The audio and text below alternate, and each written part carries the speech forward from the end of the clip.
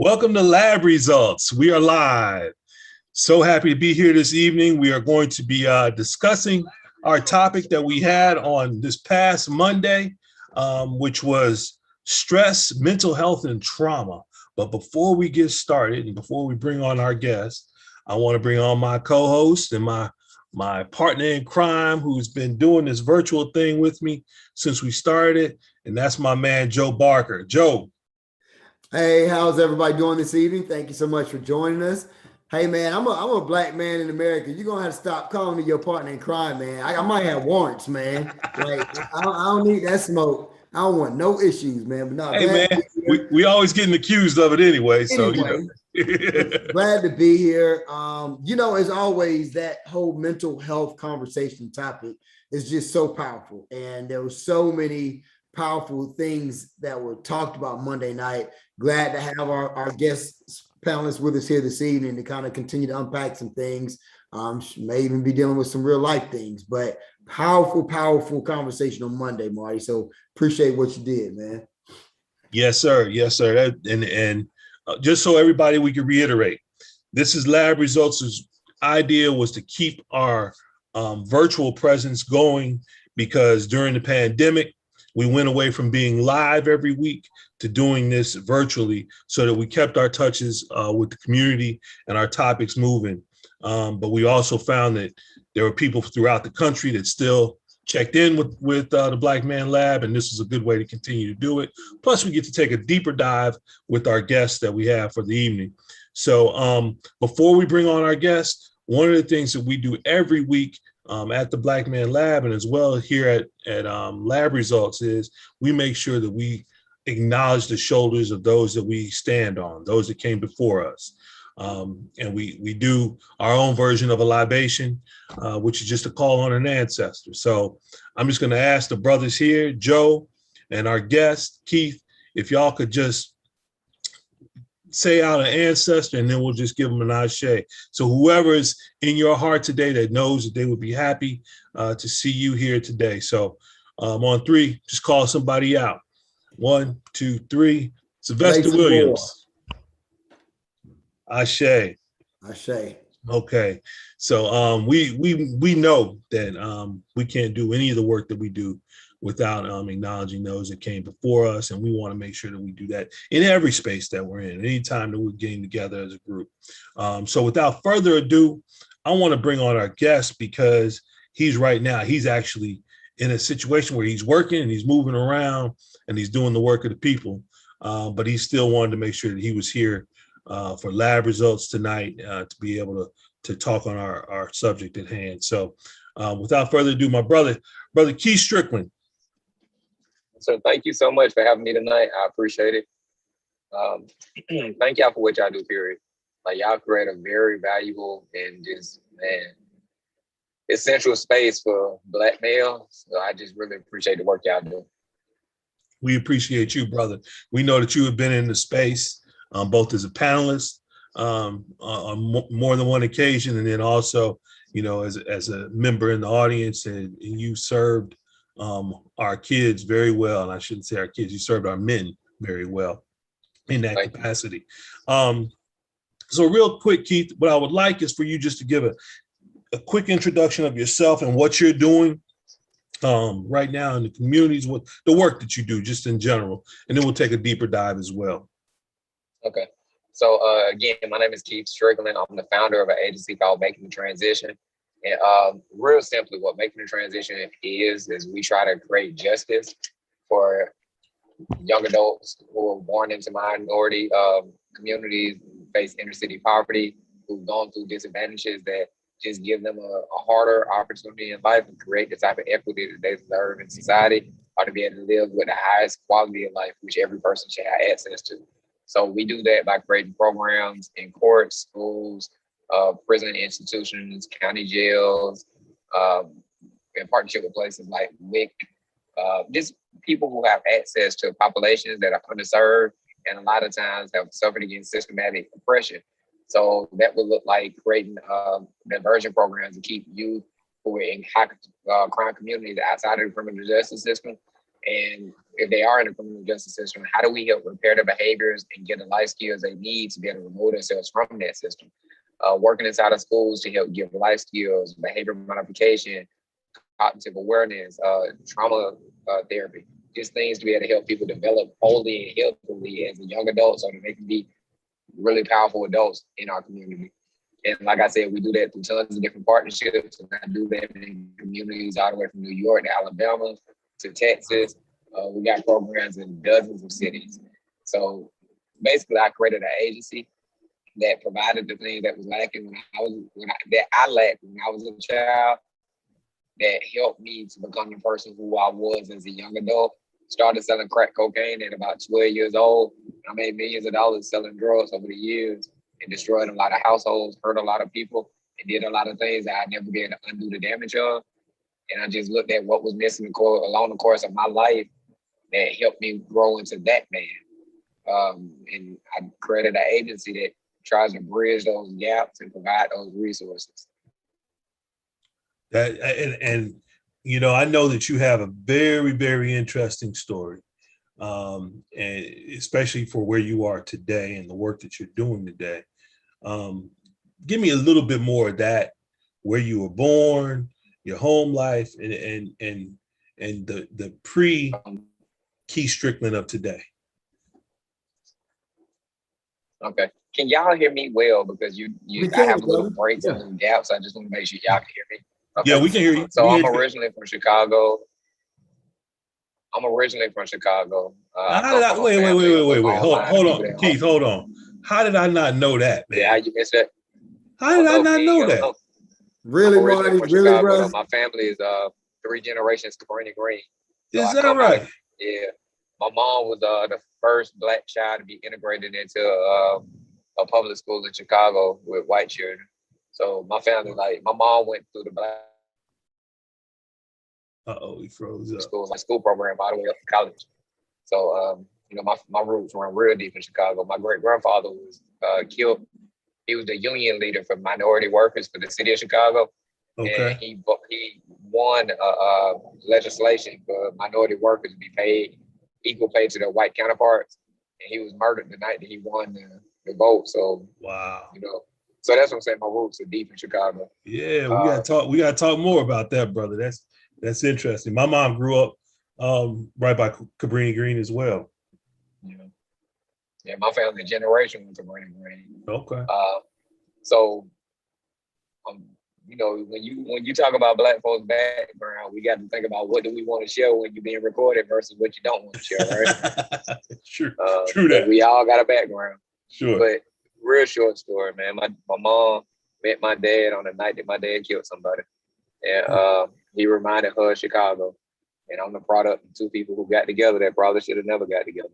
So my dad was violent. My mom was somebody who tried to escape the projects. And that's how I came to Atlanta. My mom tried to escape my dad. My dad found out that she was in Atlanta and he moved down here. You know, baby, I'm going to do right. Breaking up a bit there, brother. Like with the hopes, it come from the brokenness of the parents they never got to heal from. Like, you know, that's why it's so important that we push to get ourselves healthy, because you got a whole village of people up under you who are trying to be healthy, but their ceiling is gonna be your floor. You know what I mean? Like, you got to get yourself straight so that they can get straight. So I was born into a violent household. I was born around criminality. I was born, and I don't want to make it seem like my parents weren't good people. They were good people. They were good people with their own brokenness, right? So, you know, at the age of 14 or 15, I was taken from my family by the state because I started selling drugs. I started going to jail back and forth. And when juvenile got a hold of me one time, they told my parents they had to sign some paperwork to get me out. And that paperwork was saying, we're going to take accountability for his actions. My family was like, you know, you out here in the streets. We can't take accountability for your actions because, you know, you're young, but you're a grown man because you're doing grown man things. So at that point, juvenile court was like, if you can't sign the paperwork, well, we got to keep him. My family, you know, they made that decision to let him keep me, but juvenile court accidentally released me. And my family moved out of state thinking that I was going to be in juvenile court's possession. And when I got out of juvenile court, I came home without a family or a house. So I went deeper into the streets. So I was selling drugs more heavily, and I ended up buying my own house cash at 16. And I ended up buying my family's house, right? Like, my family abandoned that house when they left. and I bought the house myself, right? Mm. And from there, I just stayed in the streets for about the next 10 years, real heavy. I'm part Spanish, so I dealt with Colombians and Mexicans across the water and stuff, and across the border. So I did really well in the streets because of the connections and the relationships I had. I had a daughter who was born while I was incarcerated. My daughter also died while I was incarcerated after an act of violence. And that made me start looking at things differently. It did not open my eyes up completely, but it made me start looking at things differently because my daughter lost her life because I couldn't get mine right. So it made me look at, what do I really want to, as a man, what's important to you? You say you do all these things so your family don't ever be hungry again and your family don't have to go through what you went through. But how can you realistically say that when your family is suffering because of the things you're doing, right? So it really made me start looking at my life in a way of like, I wanted to be more and I wanted to be better, but I didn't know how to do those things. Started selling crack, so young, all I knew how to do really was hustle. I never had learned to read, never made it out the ninth grade. I made $1 million selling dimes, but I couldn't read, right? Wow. So I got to a point where I wanted to do better and be, just a different version of myself, but I had no pathway to get to that space. So fast forward, I'm having little inner conflicts because I don't like the person who I am, but the person who I am is the only way I survive. Now, at the same time, just to give a scope of this, I own a barbershop, a restaurant, a detail shop, about 3 houses, probably 15 cars. So the reason why I want to give that backstory is because a lot of times you see people and you think they got money, so they should know this and they should know that. Money don't make you more intelligent. Money don't give you more exposure automatically. Money does not change you. Money just gives you access to be able to change. But if you have no pathway to see the change, money's not going to just do it, right?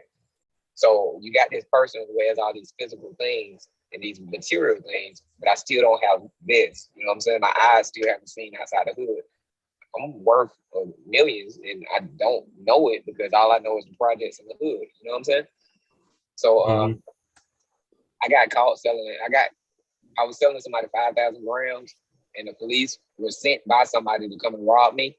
And in the course of that robbery, the police were very violent to me. They beat us up. They hurt us really bad. And another police officer saw them beating us up. And that police officer arrested us to get us away from the other police. They didn't know what was going on. But in the course of all of it, I had 5,000 grams on me, 3 guns, and a large sum of money. So when I went to jail, that was a really bad arrest because I already had a background. Can y'all still hear me? Are we still good? Yeah. You good, brother. Okay. So when I went to jail for that one, I faced automatic life because that was my 3rd gun conviction. That was my 3rd drug conviction. In the state of Georgia, we're a 3-strike state, but it's separated a little differently. It's 3 strikes inside the same classifications, right? So I had 2 3 strikes in different categories. So basically, I'm facing, like I said, automatic life. I ended up crimes because somebody was in the car with me and I didn't want them to be a part of the case. So I just took my charge.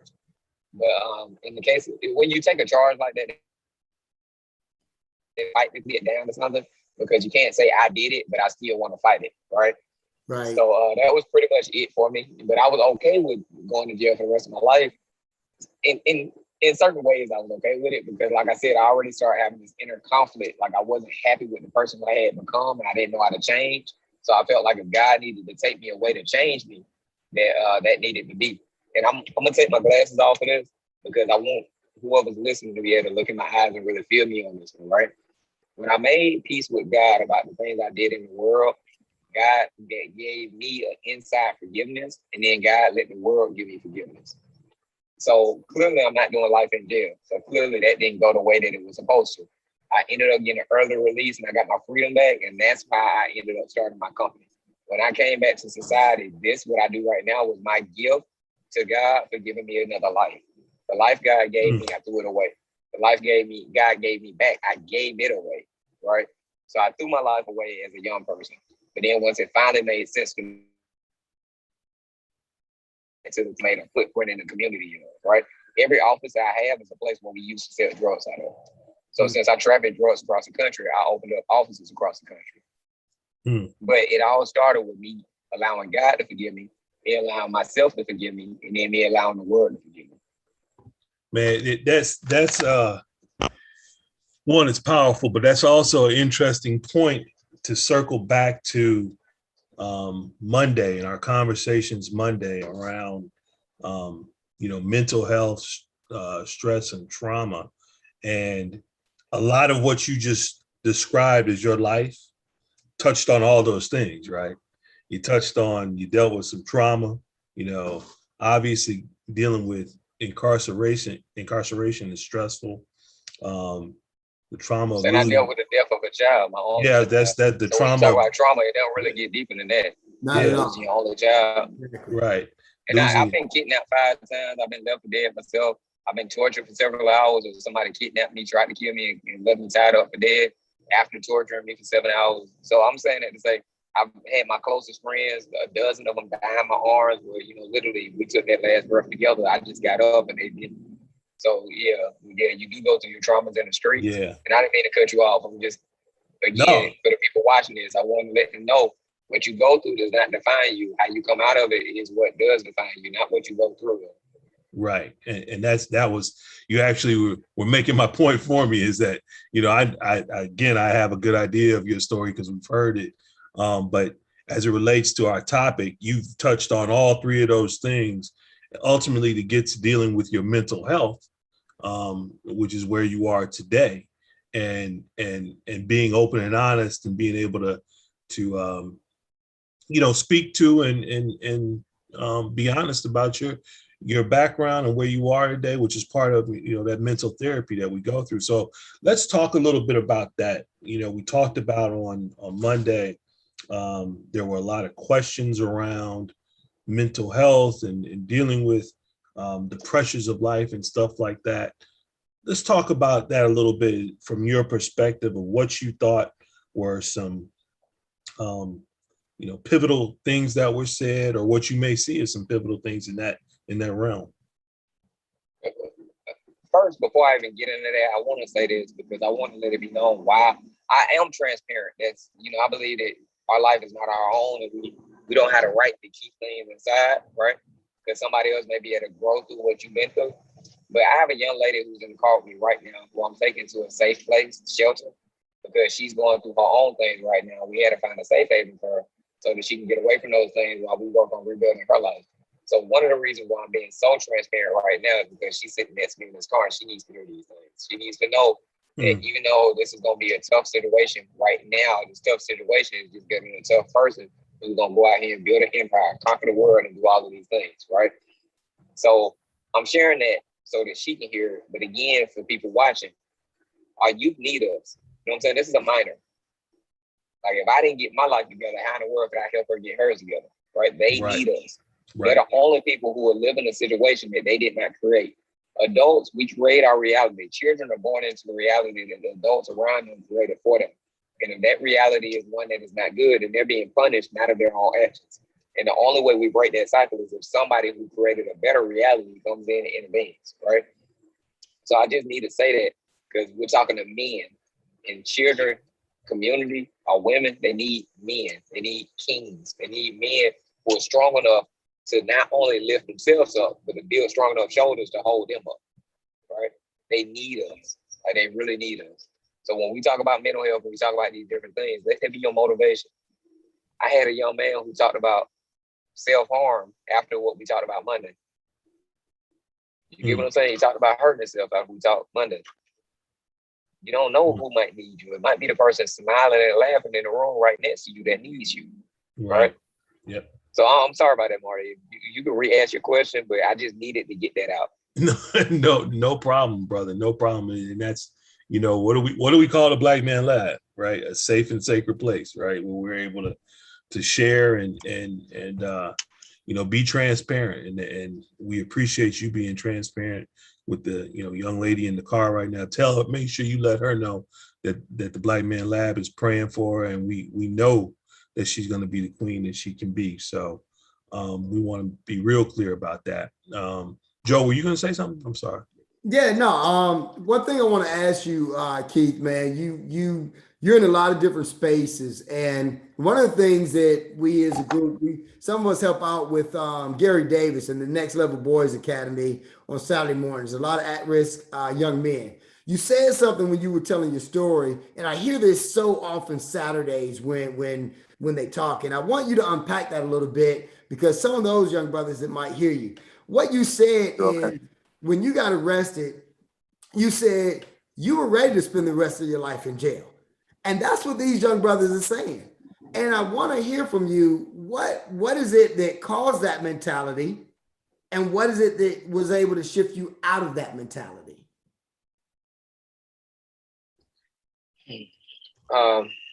That's not a simple question to answer, right? A lot of people will say that that's from being institutionalized, but that's not being institutionalized. Like a lot of us are born in the hell, and unless you're born into a hell, it's kind of hard to understand what that means, right?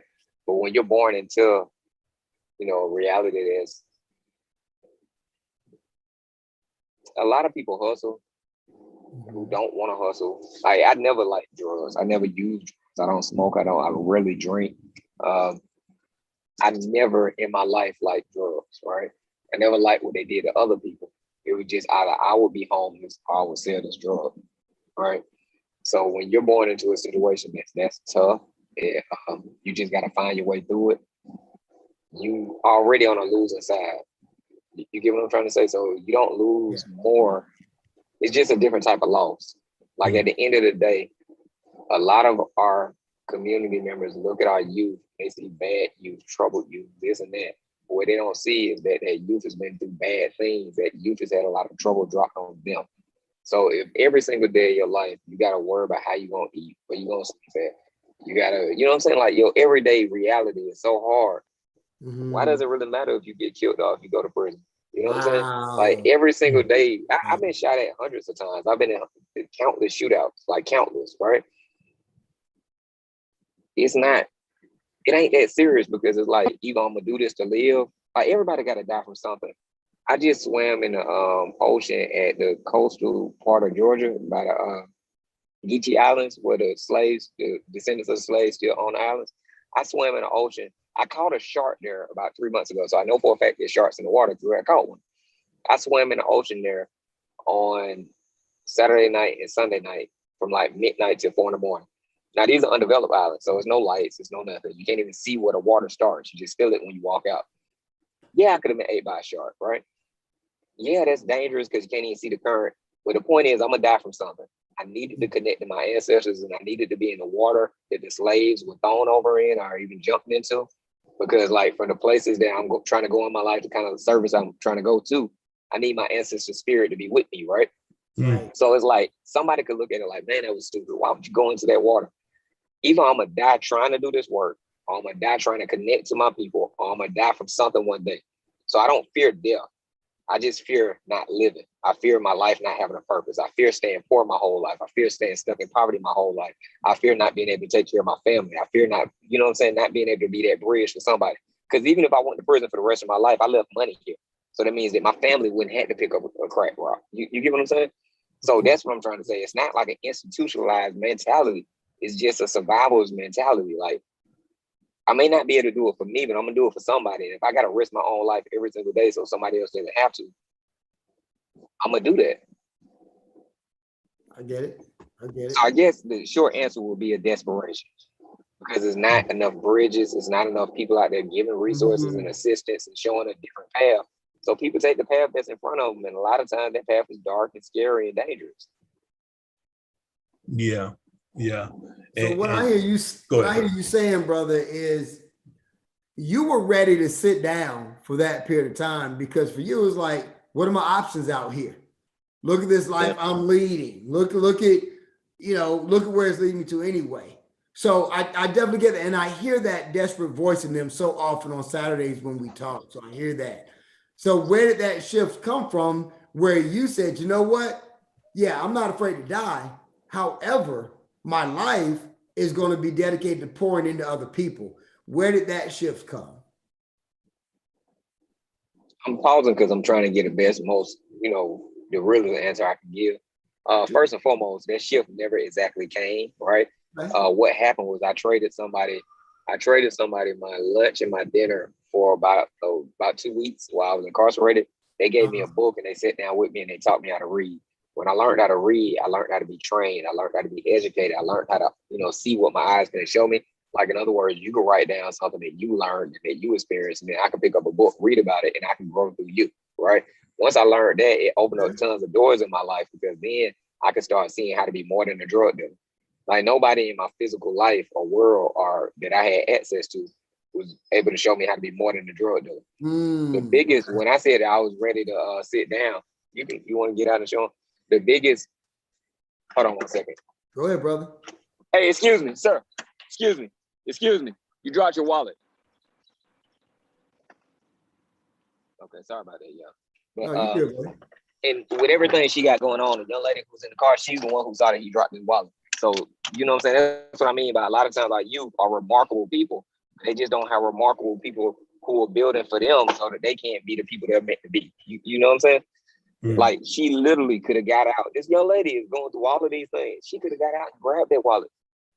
She stopped me and stopped what we got going on to make sure he didn't pop without it. You know what I'm saying? There's a lot of adults who got 6-figure jobs that would have grabbed that wallet. Right. But we look at troubled youth and we usually feel like, oh, that child's bad. That child needs this. We come with this militant mindset when really it's not in that situation at all. But my bad, answering your question. Like I said, I learned how to read. When I learned how to read, it gave me exposure to the world that was around me, right? When the judge tried to give me my early release, at first I didn't want the early release because I was like, I don't want to come back and hurt anybody else. All I knew how to do was sell drugs. I told the judge, like, I sold every drug I sold. You know what I'm saying? Like, my situation, when nobody did anything to me, I earned my time. You get what I'm saying? When I sold drugs, I was great at it. When I got locked up, I was one part about being a man is you got to take accountability for your actions, right? And I didn't want to hurt anybody else, but I didn't know how to survive in this world without doing what I was doing. And if I can't stop myself, then somebody got to stop me. So the way I looked at it was God was just putting a stop to the stuff I was doing. But when I came back, I'm here now. You know what I'm saying? So at the end of the day, when I came back, you got to come back better. You just got to. Right. Appreciate that, man.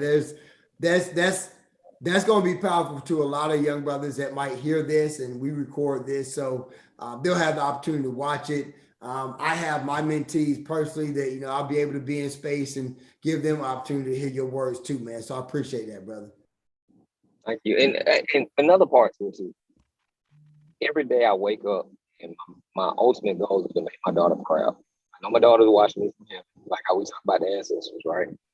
I feel like you gotta have a motivation that's greater than you. You gotta have something outside of you. Because if not, you can make real bad decisions very easily. But when you got a motivation for something that, mean more to you than you need to yourself, it really checks you. It gives you a balance. So like, how can I really say that I apologize for what I did to my daughter and still be doing the same actions that led to what happened to my daughter? I can't do that. Yeah. So like, man, it's powerful stuff, Keith and Joe. Thank you. We again have had the advantage of being in a room with brothers like yourself, Keith, and hearing these stories of people's lives that get them to where they are today. That the big piece of it is the commonality that can be there for a lot of our youth, right? Joe just alluded to it before. And so that they can see that there's more possibility in this life other than that, that little narrow corridor that they've been put in, whether that's dealing drugs, anything on the negative side of life, right? And that's why we do this work. That's why we do the Black Man Lab. That's why we know it's important that these words are out there in the universe. So we want to make sure that we continue to push forward with all of that. Was there any moment on Monday, Keith, that stuck out to you? Really, man. Like I said, y'all do a phenomenal service with Black Man's Lab. So every moment stick out. Like every moment is fantastic. Every moment is healing to your spirit. Like the same, swimming in that ocean, it hit me different, man. But that's how Black Man do. Black Man's Lab does. It hit you. It hit you, But it's really hard to explain, isn't it? That when I try to tell people, I tell other brothers to get in that space. It's so hard to explain the energy and what that room is about. I had a brother that came in from out of town that was there the week before. And we were just trying to connect. I said, man, just come to the Black Man Lab. And he's like, well, what is it? You know, I said, just come. Because me trying to explain it is not going to do it justice. Just come. And yeah, go ahead. I'm in the control. I think one thing though that I could say about it, it's a place where a Black man can come and actually let his guard down and really legitimately be able to be embraced and be able to be weak and still be strong, right? Yeah. Like for us, you know, a lot of times we gotta be so strong because everything going on around us, and because of the society and because of, you know, just our place in it. But when you're in the Black man's lab, it's okay to let the environment be your strength, and you don't have to be it for you. Yeah, right. That's a good and way. Also, you're gonna walk out more knowledgeable and more lifted in some kind of way every time. Absolutely. Yeah. But if I was to say that something stuck out to me when we're talking about mental health, we're talking about mental healthiness, right? First and foremost, a lot of times in our community, we have a misunderstanding about what mental health is. For mental health, you have, a backstory too is when I got out, I opened up a reentry center for the Department of Corrections for the state of Georgia. And when I did that, that was like I said, I've been coming in and out of jail from 12 to mid-20s. So I knew about reentry really well because I've been doing it all my life. With that, it was a really successful program. It showed me that like you really can make an impact in your own community and in your own people's life. And I went back and got a degree in psychology, and then I got a license for therapy. And you know, I studied continually because I had never finished high school, so I didn't have a solid educational background. So I study so much because it's just so much to learn, and I want to be the best at what I do. And the only way you can be better is by learning more, right? Mm-hmm. But so I want to drop a little piece of education right now, just when it comes to mental health. You have mental health diagnosis, prognosis, you have mental health situations and mental health conditions. But when you have a mental health situation or mental health condition or diagnosis, that's saying that you're a threat to yourself or others, or that's saying that you need assistance to be able to be in control of your mental health. But you also have behavioral health. Behavioral health could be the way that you act. It could be the way that you adjust with things. It could be the way you deal with emotions. But that doesn't mean you have a mental health issue. That just means that you need behavioral health conditioning, support, tools, you know, all these different things. It's okay to be able to say that I'm not in control of certain things in my behavior. It's okay to say that I need assistance. It's okay to say I need to go and get support from somebody else or from some other people. That does not make you weak. That does not make you broken. It makes you a person who doesn't want to be those things because you want to heal yourself so that you can be healthy for the people around you. And a lot of times for Black men, it's really challenging for us to do that. Because again, we supposed to put on this persona that we hard, we strong, we this and we that. But we all need help. We all need a village behind us, and we all need somebody who we can just talk to that lifts us too, right? So it was really nice to see how many of my brothers and fellow kings embraced that, and they actually started valuing that, and they wanted to learn more about it. That stood out to me. And again, that's because you created a space where Black men can be vulnerable and can open up. Because there wasn't a man in there who didn't have some kind of thought, question, or comment related to mental health. But I like to look at it as mental healthiness, not just mental health. You know what I'm saying? We can work out our minds. We even take financial literacy classes. What good is money and, you know, working on your body? I mean, what good is having a good body and having money in your pocket if you're not healthy enough to be able to enjoy the life you have, right? Right. Amen. Right.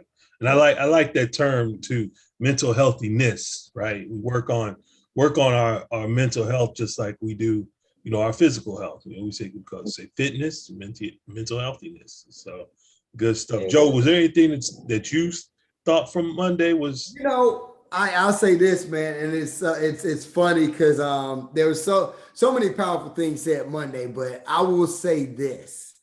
I forget the brother's name because they all are so powerful, but bruh said something and I literally wrote it down. I've had my wife is in Miami this week. She and my daughter celebrating the birthday, and they're just taking some mental health days, you know, just she's not working, she's kind of got away for a little bit and so forth. And she texted me yesterday and she was like, oh, you know, they want to go do this and I don't want to go do that. I just want to relax, da, da, da. And I said, hey, I heard something Monday night and I just want to tell you what I heard. 2 letters. I'm gonna say exactly like he said too. 2 letters, 1 word with a period behind it. No explanation needed. Right. No. No. I love that, man. So often we want to explain things away like, well, I can't right now because, well, I would, but the reality is exactly like you all said, Keith, on the panel, you all said, when people are asking you for those things, they're prioritizing themselves first. That's what they want. Hey, I want you to do this with me. I want you to go to the club with me. I want you to hang out with me. That's what they want. And so hearing you all put that in perspective with respect to, yeah, that's what they want. So that's their priorities. You have the right to say no and prioritize yourself first. And a lot of times we just look at the word no and we don't realize that that's us prioritizing ourselves first. And I just really, that to me stuck out a lot on Monday, just because of some of the things that, you know, my family's navigating through, and some of the kids and my students and so forth. Man, just the ability to say no and be okay with it. Yeah, well, that's it. Can I Go ahead, Keith. So I actually have some challenging thoughts to that, right? Now, first and foremost, I agree with you. I definitely agree with you. You have to be healthy. You have to be whole. You have to do what you need to do for you. I give away about 70% of my income, all right? And I own and have more than the average American by far, right? Like I own multiple properties, multiple cars, everything I got paid off. And I'm in a position that I never thought that I could ever be at in my life without drugs. Like I made millions selling drugs, and I lived a certain way. And then, you know, going back into the world as a regular citizen, that was a huge adjustment. Right. I have more now than I did when I sold drugs, and I give away 70% of my income. The way I look at life is I look at life as a ring of circles, right? And on the inner ring of circle, like the smallest circle, I feel like you're inside of your smallest circle. I feel like God or whoever your faith-based system is the outside of your circle, priority. And then the people who God gave to you or assigned to you, your next priority. Then the community or the clan that God gave to you, next priority. Then the society that you live in, next priority. And then the people who you really dislike, next priority. And inside that last circle, you. Once you take care of all of them, then you take care of you. And like I said, I gave away the life that I had. God gave it back to me. I gave it back to the people who needed it more than me, right? I'm the smallest priority in my life, and I have an amazing and fantastic life because I have so much good that comes back to me. I give it all away. I tell people all the time, you can't take advantage of somebody that's giving you their advantage, right? So whatever God gives to me, I give it away to people. So you can't take advantage of me because I'm here with open arms to give it to you. What you do with it, once you get it, is on you. The only way you can take advantage of me is by wasting something that I gave to you. That's it. But you can't ever take advantage of me. My time belongs to God. My resources belong to God. My life belongs to God. Who am I to say no about what ain't mine? Now, at the end of the day, I belong to God too. So I have to remain healthy. And whenever something comes into my healthiness, that's when it becomes a no. Mm-hmm. But I do stuff all the time that I don't feel like doing. I do stuff all the time people I don't like. Because for me, it goes through the rings, right? Right. And now another thing, since God is the biggest ring, anytime somebody asks me to do something that disrespects one of the other rings, it's automatically a no, because I shouldn't have to disrespect my priority to give to you. But that's how I judge my no. I love what you said there, and I think one of the last statements you made really hit the nail on the head. You said, unless it affects my health, and that's what we're talking about here. Right. All we're talking about, yes, all day. But I got to make sure I'm mentally, and like you said, that mental healthiness in a space where that yes isn't negatively impacting me. And so that's when our spouses, our kids, our students, they need to understand, no, it's okay. If no is putting you in a space where you're not healthy and you're not okay, it's okay. Yeah, if you can give. If you can help them, of course, that's what we're called to do. We're called living community. So I appreciate you giving it that context, because you're right. I'm not giving everybody carte blanche to go around and say no. I'm saying that's the only part I think is important. Yeah. Because, and I ain't mean to cut you off. No, you're good. Go ahead. We got to make sure for the younger people who are coming behind us that we don't make them into a accidentally selfish person, accidentally self-centered person, or a person that doesn't understand. We come from a we-based culture. Africans come from a we-based culture, not an I-centric culture. So the land that we live in is a backward culture society than the land we come from. we don't survive and thrive in our centric. We survive and we. Right. The only way this works is we're good. Right. And then that's, I think at the end of the day, you know, when you look at, we'll just speak about our universe where we work in, right? Doing with this Black Man Lab, the work you do, Keith.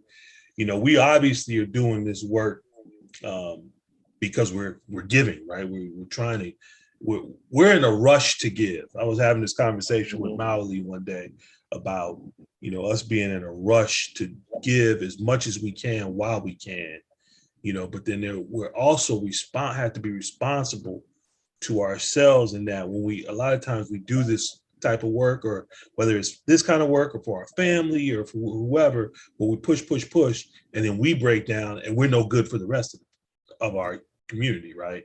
We're no good for everybody else. And that's where that no piece comes in, because you have to be cognizant of where your health is at. So that's a great point though, Joe, that you brought up. One of the things that I loved from Monday was the brother, I think his name is Keith Brown.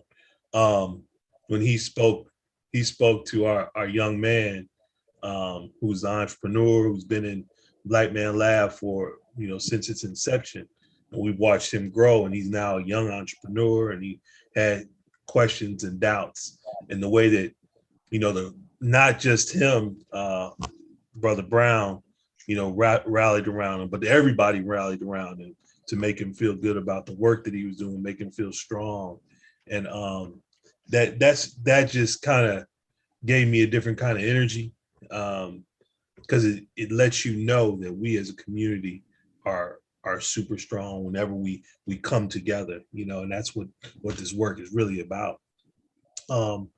We are already pushing up on 7:30 here. Crazy how time flies on here. What a powerful story. We knew it would with Keith because there's so much he has to offer, man. So Yeah. glad he could be here. Yeah. Hey, I want to say the same thing about y'all though. Like I really appreciate y'all kings. Like I really want to let that be known. Like a lot of times we don't give each other applause and the pats on the back that we need and that we deserve. But I just want to say, you know, I'm a person who not only is, like you said, contributed, but I've been healed, I smiled, I cried, I built brotherhoods out of Black Man Lab. Black Man Lab has empowered me, lifted me, and allowed me to do the same for my brothers. So thank y'all. Man, appreciate that, brother. And you know, sometimes you just know you're doing the right work. You know what I mean? And the Black Man Lab is that. We've seen too many people share too much coming through there. We've seen too many people, you know, give everything they have emotionally in that room. And it just speaks to the need of a space like that. But also, more importantly, I think, the need for our young brothers to be able to see real men. You know, that's the reality of it. We put on faces so often of what a real Black man looks like. And I think a lot of times that's due to what, you know, the other people tell us we are or we're supposed to be, right? And that's not who we are as a community, as a people of African descent. So look, before we close out here, I want to do what we always do, which is talk about habits, rituals, and disciplines. And can I say one thing before we close out? I'm sorry, just one thing. Yeah. I'm sitting at a gas station right now, and there's a young lady who is practically naked with color on, right? Like clothes so tight, clothes so like short, right? She's with a guy who looks to be her boyfriend. As men, can we start praying over and protecting our women instead of being the people that's praying on them? Can we start setting a different expectation of what we consider beauty, so that they can have a different expectation of what they want to be seen beautiful, you know, for us to be able to see the beauty in them? Like it starts with what we respect out of them, appreciate out of them, and draw out of them. Yeah. But when we talk about healthiness, man, it's impossible for us to reach that and have that without giving it to the people who we were assigned to look over. Right, Brother Keith, I think that's a different stuff. No. It's on, you know, that's on us. That's on brothers like us, and that can influence the younger brothers. At the end of the day, you know, they're only going to do what they see. You know, they watching videos or what's happening out in the street, that's what's gonna, influence their decisions that they make. But we have to give them a different look, and that's what we're working on, man, giving that different look. And we could say on here all day long, brothers stop doing blah blah blah, but it has to be in the actions. It has to Right. be it has to be in those that come behind us, those young folks, man, that are coming up. I'd venture to say that the brothers, and I keep using Black Man Lab as an example, but there's other organizations out there that are, doing similar work to Black Man Lab. Those brothers, though, those young brothers that are in those rooms, they're not going to do that, because they see what, real manhood looks like. Not only that, but like with us with the Black Man Lab, now we've started, the sisters of Black Man Lab. In the other room, we got women that want to, bring their sons into the space, and they want to convene as well. So it gives a different look of how we respect those women. And it's going to force them into that mindset. We all grew up a certain way, right? Where, I know that my mom would be, I hold doors for women, and not every woman wants to have a door held for them. But I always say, when I hold a door and a woman says thank you to me, or no, you didn't have to do that, I say, well, my mom would be very, disappointed in me if I didn't. My father would be disappointed in me if I did, so that's just what we got to work for, man. And we're going to continue to do that work. We're going to continue to do it. And I think that ultimately our young brothers and young sisters, by proxy, will see a different future. And I feel, as we talk about God's work, I think that that's what God's work is, because better we are, the better the world is, So anyway, Mark, this is my last thing. okay. This is something that a lot of people can't tell our young men, but I really want to be honest about this. And I was just as addicted to selling drugs to the people who use my drugs. I lost just as much as the people who use drugs lose from the drug addiction. Like, I lost my family, I lost them I can never get back. I've watched people who I love die in my arms. I've been incarcerated and had to fall asleep to the sound of hearing another man get raped in the room right behind me, right? I've been treated like worse than what I would treat my own dog inside correctional facilities. I've been sprayed down with weed killer, and then made to stand in the cold while I'm shivering because I'm sprayed down with weed killer. They say, oh, that's how we got to get the germs up off of y'all, right? I've been fed frozen hot dogs. I ate bread and water for 30 some odd days. I did over 16 months in solitary confinement. It's a lot of stuff that these songs ain't telling you about the reality of what it's like on the other side of the wall. It's things that you ain't never gonna get back once you lose it. Never. There ain't no amount of money worth losing in things. No amount of money. When my daughter died, and I asked, can I go to my daughter's funeral? The judge told me they don't need enough nigga to deny me from going to the funeral. When my mom had open heart surgery, I asked, can I go be with my mom? They said, nigga, can you cut? Can you do anything? You gonna stitch up? Are you a doctor? What you need to be there for? But I put myself in a position for them to be able to talk to me about the decisions I made before these things happen. But every wrong decision you make, you erase multiple good decisions you can make later. You know what I'm saying? Like, man, you just don't know what it's like until you sign that paperwork and sign yourself over to being somebody's slave. So I just want to say, you can see the music, you can see the social media, you can see all the reality that folks think that you think is a reality they pitching you. It ain't reality. I fell asleep listening to somebody be raped behind me. You can't do nothing about that. You know what I'm saying? Just be happy it ain't you. I don't care how strong you are, how hard you are, how good you are with them hands. 35 men rush you, your hands ain't gonna protect you. You get what I'm saying? Yeah. So I just want y'all to know, when you choose, one thing I'm really big on is everybody got the right to make their own choice. If you hear me and you like, you know what, I still want to scam, I still want to sell pills, I still want to do whatever, I'm still in car, I'm gonna get it how I live, you got it how you live. Do you. Just know the reality of what doing you can do for you or do to you. And whatever you do after that is your decision, bro. I owe it to you to at least be 100 with you. That was my last thing. I'm done. And we appreciate that, brother. We appreciate the honesty, and as you say, being 100, because there's a lot of misconceptions about that life, right? There's a lot of misconceptions, and at the end of the day, There's nothing more valuable than time. And to spend a day in jail, spend, a week in jail is too much. It ain't just your time no more. It's so much that's robbed from you, that's taken from you. Yeah, well, You get what I'm saying? Like, yeah, oh yeah, I'm saying, but that time is where all that stuff happens, right? The time is where all of the things that you can do happens, right? Or that you can lose happens. Time with your it's a family. saying Yeah, that you can't describe what it's like on the other side of the wall. And this No. room on the other side of the wall. Like like how you said you can't describe what the energy is like inside the Black Man Lab. You just gotta experience it. yeah. You can't. This world, this society we live in, it's so far of a comparison to where it's really not even adjectives, words that you can use to describe what it's like on the other side. Like you can't do it. Yeah, completely understand, brother. And don't want to know. How about that? Well, look, man, we've we'll take that through the end here, man. Again, we always ask habits, rituals, and disciplines. So real quick, can you run through yours, what you do on a daily basis besides swimming with sharks? What do you do on a regular basis to keep you moving on a day-to-day basis, partner? I don't care if I work 20 hours a day. I'm gonna take 30 minutes to do something that put a smile on my face.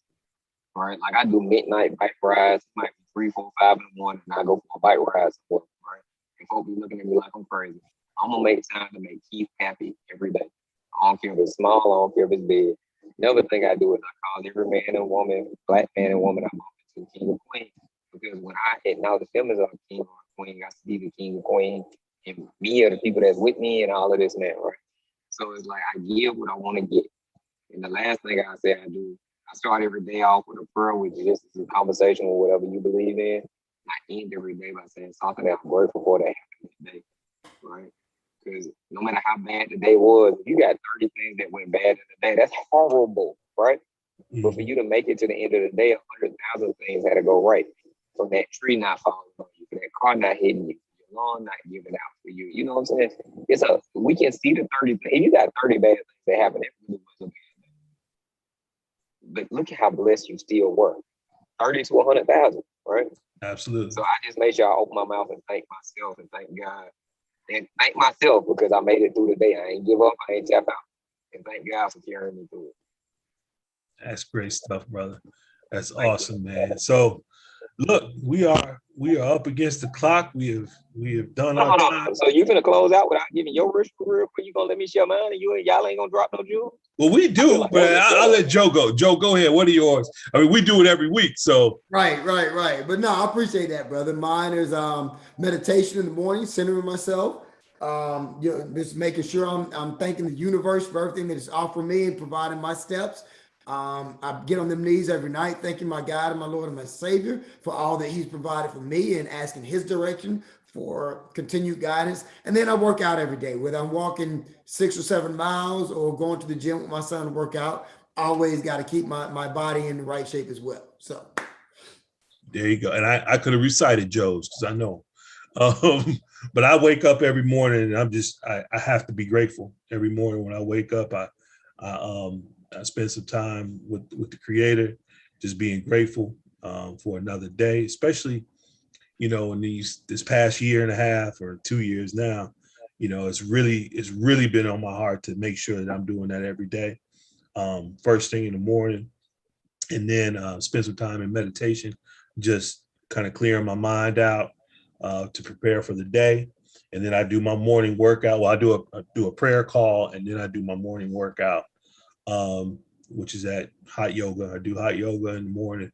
And then a new thing that I try to do is make lists on a day. I used to be really good about it, but I started getting back into it. I got my lady bought me this, it's called a passion planner. So I've been real good about, putting information in it. And I just keep writing in it all the time. And then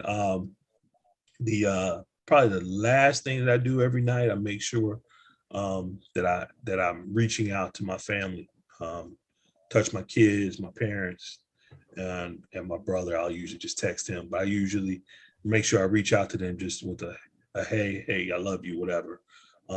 and of course with my lady as well. So those are the things I do every day, with consistency. Sometimes I don't get to hot yoga if something gets in the way, but for the most part, that's what I'm doing every day. And Mark, I forgot something I started doing that it really helps me, right? I write out a to-do list, right? So that way, every day I want to accomplish at least one thing. I don't really care what happened over the day. One thing, right? Yeah. But that wasn't the big thing. I started a got done list, right? And I jot down the things that I got done so that when I do have a tough day, I can look back over the week and remember all the stuff I got done. Like, you need to be able to be proud of yourself too. Know that you did that, right? And I started cheating. What I do now is I put the to-do list in my calendar, so that way it automatically moves over to the got done list. So when I go back and I look at my calendar, I can look Monday, I did 14 things, right? So if I do something like this call with y'all, I didn't put it on the calendar. I'm gonna go back and put it on the calendar because this got done. So when I have a tough day, I need to remember I did that. You got stuff done. I like that. Because when you remember that, it gives you that little, we all being 100. You got days where it's a challenge just to get dressed. You ain't feeling it. Sure. When you remember how impactful your last week was, it give you motivation.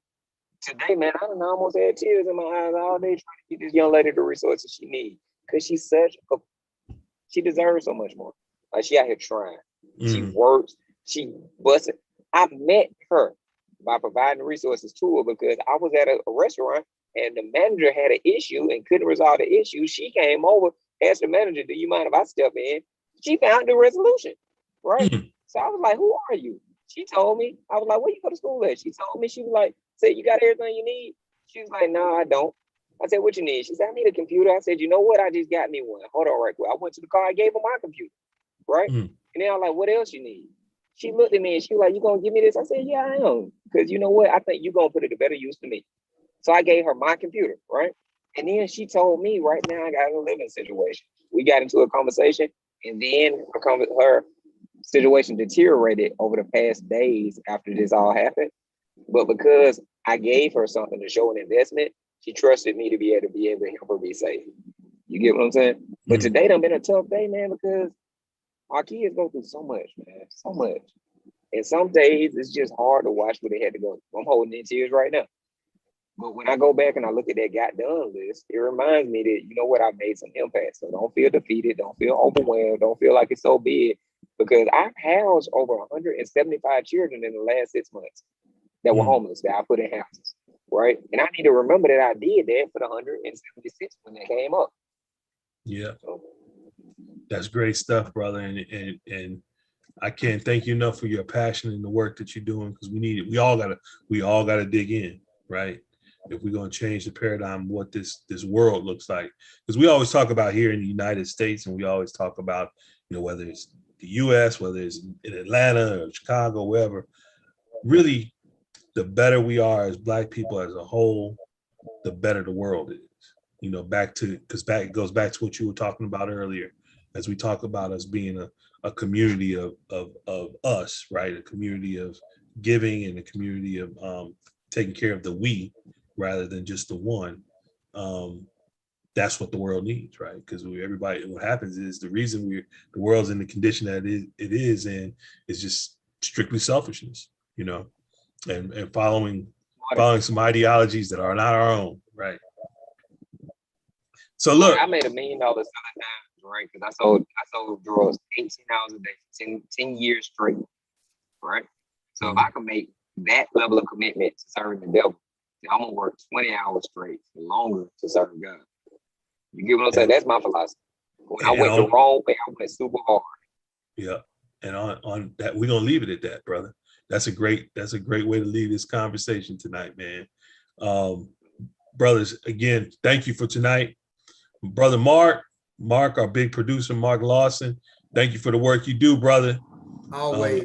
And keeping us moving, man. And again, Keith, always, brother, you're welcome in the space. You are part of the Black Man Lab, man. So we love seeing you in there. And as always, come, bring people with you, and spread the word, brother. So appreciate you, Keith. All right. Thank you all. Man. All right. Appreciate y'all. And we love y'all out there. Thank you.